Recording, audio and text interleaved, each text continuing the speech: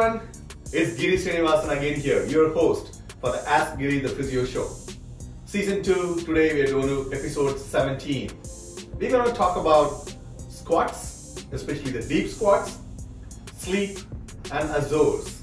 Some of you might be wondering what is Azores. It's actually a tiny little island in the Atlantic Ocean which belongs to Portugal. We're going to talk about that a little bit because I just been there last week. I'm so excited to share that with you guys.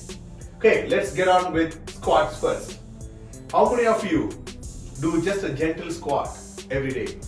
How many of you are scared of doing a squat? That you're going to damage your hip or a back or a knee or your legs or lower back or anything like that. We all did so much squats when we were younger. About 8 to 9 months, we all did squats when our bum touched the ground almost with or without diaper, and we got up from there and started learning to walk. And how much of that is retained in our body? How much of squatting we are doing in a daily life is such a basic functional activity, and how many of us are scared to do that? And even I talked about the kids. How many of our kids right now, the young kids at 5-year-olds and 10-year-olds and 12-year-olds, how many of those kids are squatting well nowadays without compensation? My son, he is 11 years old. He can't do a full squat. I'm working on with him for that because I don't want him to lose that basic quality of squatting, because we spend most of our time sitting on chairs or the sofas. How much time are we spending sitting on the floor? When was the last time you sat on the floor? Ask about that. Cross-leg or whatever way. If you want to give your best treatment for your hip, knee and ankles, you got to use the floor the more. That's what. Okay, let's get into the squat now. Okay, this is the false statement I want you to understand, which is not true. Squatting below 90 degrees is bad for you. A lot of people have that thing in their mind or being told like that. It is not true at all, right? You can do a full squat all the way down when almost your bum touching the ground and your back of the thigh touching your calf muscle. Okay, some people want to rotate the feet out a little bit to do that. That's fine, totally. You can do that. Okay, talk to your physiotherapist and healthcare practitioners. How can you effectively do your squat with or without support, and can start with support and you can go on to without support after that. It doesn't matter what problems you have, you can always do a modified squat. Talk to your therapist about it. Okay, this picture is a very important picture, and the image credit goes to Aaron Swanson for this. It's a beautiful picture to explain at what degrees of your squat at the knee angle, what happens to your tissues. For example, if you have an ACL injury, you think, oh my god, ACL injury, I cannot do a deep squat. You are wrong. ACL gets more stress in the beginning of the squat, not at the deep squat. So you can do a little bit deeper squat with the ACL. So if you spend some time in that picture, you'll understand at what angle of your knee flexion, how much force is going to which tissue. Okay, I'll give you a few seconds to look at that slide and pictures. You'll understand that the anterior cruciate ligament in your knee, which is a commonly injured in sports, the initial 0 to 60 degrees is when you get maximum force. For example, if you have a meniscal injury or patellofemoral joint pain, the deeper you go, you get more compressive forces to the meniscus and the patellofemoral joint. So if you have a meniscal injury, you don't want to do deep squats, right? But if you have no injuries, no ACL, no meniscus injury, there is no reason you shouldn't be doing a full squat. Okay, this is about ACL here. The forces on the ACL actually peak at partial squat depths, okay, and reduces at the squat depth increases. Please understand that concept. Whether you are doing ACL rehab or any sports injury, you should know this very well. So meniscal injuries. So the compressive forces for the meniscal injuries and the patellofemoral joint increases at the squat depth increases. So if you have that injury, talk to your therapist. He will advise you how far you can go without pain and how can you modify your squat. So if you want to do one good thing for your lower back, pelvis, hip, knee and ankle for the mobility spectrum, do a full squat. That's the only movement, loaded movement, where your hip is bending at 135 degrees, knee is bending fully, and then ankle, your relative dorsiflexion is happening. You cannot do a loaded, beautiful movement than that for your joints health and musculoskeletal health. Okay, so there is no evidence that squatting deep will cause injuries to any structures. Have you seen these older women in some of the countries in Asia and Europe? They're 95-year-old, they go all the way down to the floor to do their washing clothes or washing dishes or mopping the floor. How they are doing. And there are a lot of research evidence that the squatting will prevent hip osteoarthritis. Especially, there are a lot of research about people are using Asian toilets, how the incidence of hip, knee, ankle osteoarthritis, especially hip osteoarthritis, is very low in that population because they do squat every day. That's the only way you can massage the whole hip joint. Anyway, those are the things I want to talk to you about squat. And one more thing, a lot of people in this squat, they use the trunk so much. So when they squat, they start from the trunk, they go down like this, right? That's not the right way to squat. Your trunk should not be involved in your squatting. It is the activity of your hip, knee and ankle. So I always tell my clients, do an overhead arm squat. So what means you hold your broom or something overhead like this, then go for the squat without bending the trunk down. That is your real squat, and that's how far you can squat. So train like that. That will really help you to use the right muscles for your squatting. So next we're going to talk about butt wink. What's a butt wink, right? Spend few seconds onto the picture there. The first pictures on my left is the right way to squat without the butt wink. The right side one, you see the butt wink, right? The curved spine, the butt kind of goes down like that. Why is that happening? Let's explain why that happens, right? So it starts all from your ankles. When you start squatting, your ankle has to relatively dorsiflex. That's called the dorsiflexion, relative dorsiflexion. If your ankle does not have that good mobility, then it is looking for mobility somewhere else.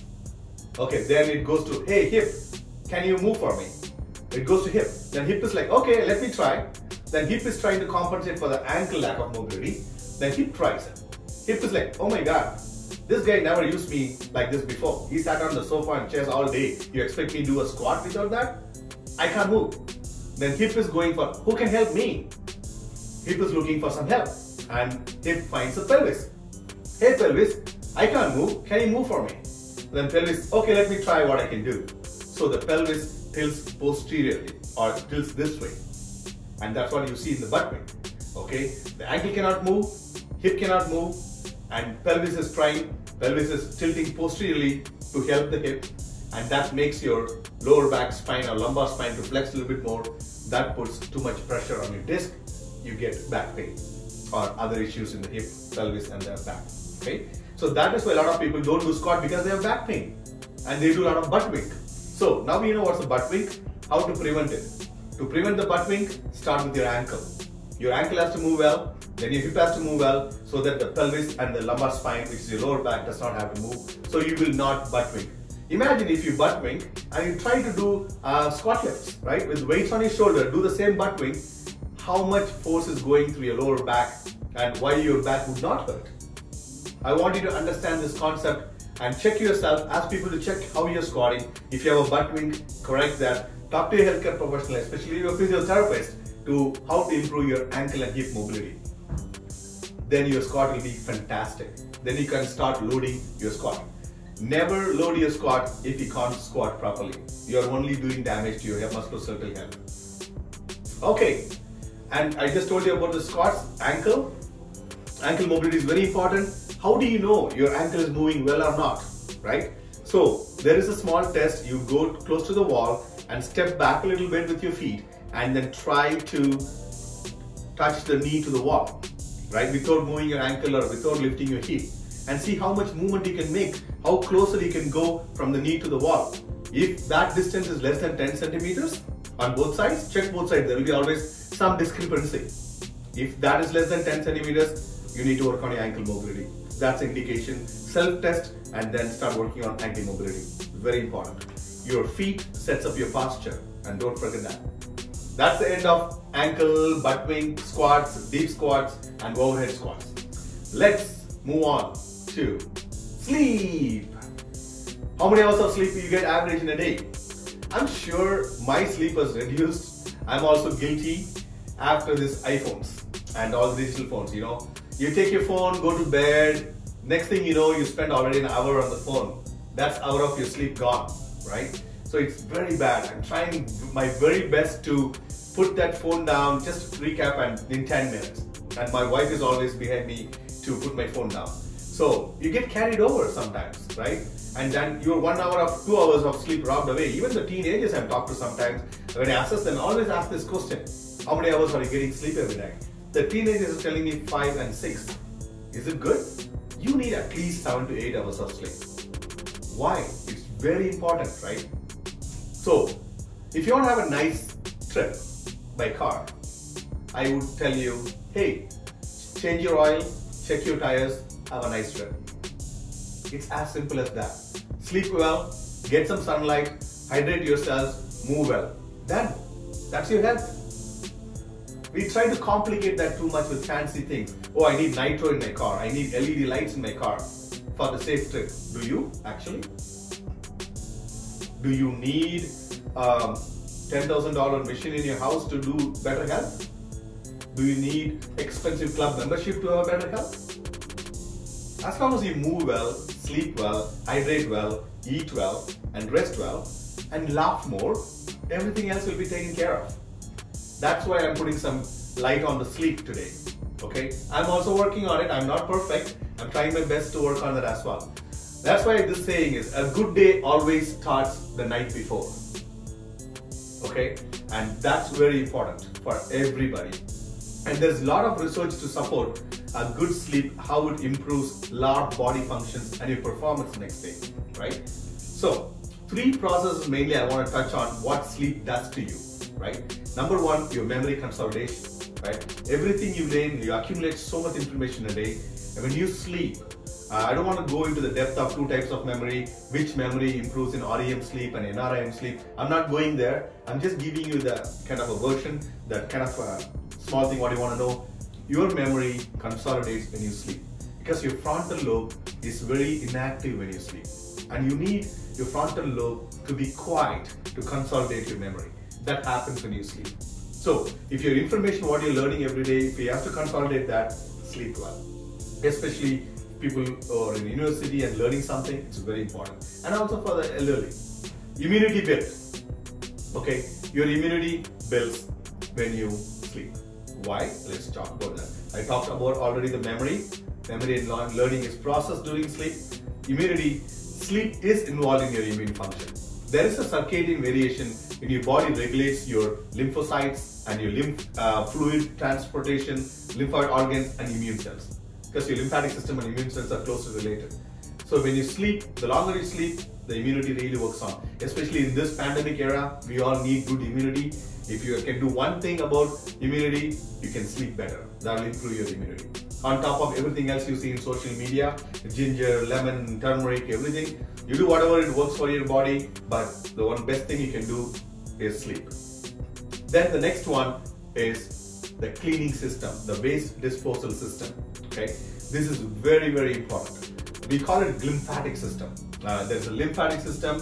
When the glial cells in your brain helps the lymphatic system, we call that lymphatic system, right? It serves as the brain's waste disposal system. What happens, right? When you sleep, brain rest well, it actually reduces the size a little bit, then it secretes more cerebrospinal fluid, which goes around and cleans up. It goes through the neurons with the help of glial cells.